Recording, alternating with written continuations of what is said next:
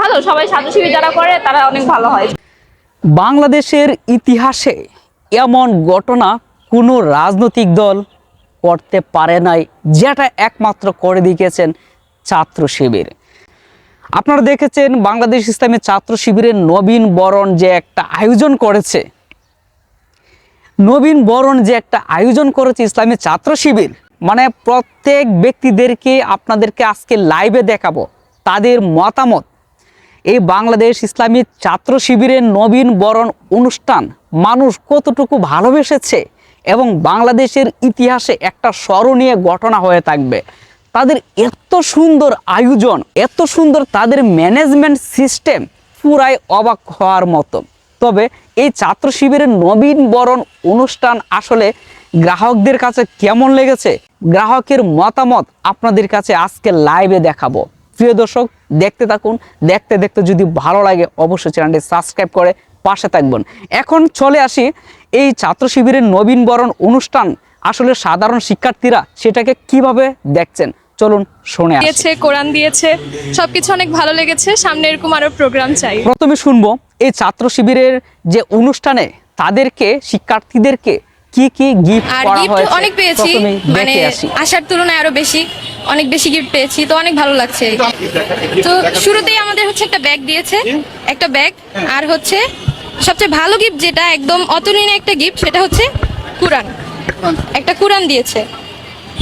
আর আমাদের ডায়েরি দেওয়া হয়েছে, তারপরে স্ন্যাক্স আইটেম কিছু দেওয়া হয়েছে। আচ্ছা, যাই হোক, আমরা এই বোনটির কাছ থেকে শুনেছি আসলে কি কি গিফট পেয়েছেন, তিনি হয়তো অবাক হয়েছেন। এখন শুনবো আরেকজন শিক্ষার্থীর কাছে, তার মুখ থেকে শুনবো এই ছাত্র শিবিরের নবীন বরণ আয়োজনটা আসলে তার কাছে কেমন লেগেছে। চলুন শুনে আসি। তো বাবা বললো যে হলো যে ছাত্র শিবিরের প্রোগ্রাম, তো যাওয়া উচিত, ওরা অনেক সেফ জোন, আর মানে ভালো, সবাই ছাত্র শিবির যারা করে তারা অনেক ভালো হয়। বাংলাদেশ ইসলামী ছাত্র শিবির ঢাকা বিশ্ববিদ্যালয় শাখাকে ধন্যবাদ। আমাদের 25-26 সেশনের শিক্ষার্থীদের এইভাবে একটা বরণের মাধ্যমে সাদরে গ্রহণ করে নেওয়ার জন্য তাদেরকে আসলে অসংখ্য ধন্যবাদ। আমরা অনেক খুশি ভাইয়া বিবাহিত। শিবির নারী বিদ্বেষী বা ওরকম কোনো কিছুই মনে হয়নি। শিবির আসলে নারীদের পক্ষে কাজ করছে। গুপ্ত বলার কোনো কিছু নেই, আসলে এত বড় একটা অনুষ্ঠান যেহেতু করতেছে এবং ওরা ধারাবাহিকভাবে 5 আগস্টের প্রত্যেক অনুষ্ঠান করতেছে, তাইলে ওদেরকে তো গুপ্ত বলা যাবে না। আর গুপ্ত হলে এত বড় অনুষ্ঠান করে কেন?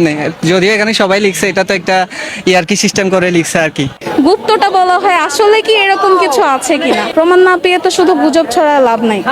এন্ড এত বড় প্রোগ্রাম, এত সুন্দর আয়োজন, মানে কথাবার্তা, দিক নির্দেশনা সব মিলে আমার কাছে খুব ভালো লেগেছে। অনেক মানে কথাগুলো প্রত্যেকটা লাইফ স্কিল, লাইফ নিয়ে ছিল, আমাদের স্টুডেন্টের মানে বাস্তবিক জীবন নিয়ে ছিল। এটা হলো আসল কথা।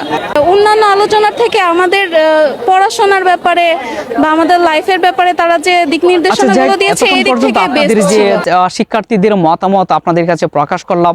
হ্যাঁ, এখন আপনারাই সিদ্ধান্ত নেন আসলে ছাত্র শিবির কেমন, এবং ছাত্র শিবির যদি আপনাদের কাছে ভালো মনে হয় অবশ্যই চ্যানেলটি সাবস্ক্রাইব করে একটা শেয়ার করে দিবেন, যাতে ছাত্র শিবিরের বিরুদ্ধে যারা প্রপাগান্ডা চালাচ্ছে তারা যেন বুঝতে পারে আসলে ছাত্র শিবির ভালো একটি সংগঠন, দেশ এবং জাতির কল্যাণে তারা কাজ করে। তাদের বিরুদ্ধে প্রপাগান্ডা চালানো সম্পূর্ণটাই অনৈতিক এবং উদ্দেশ্য প্রণোদিত।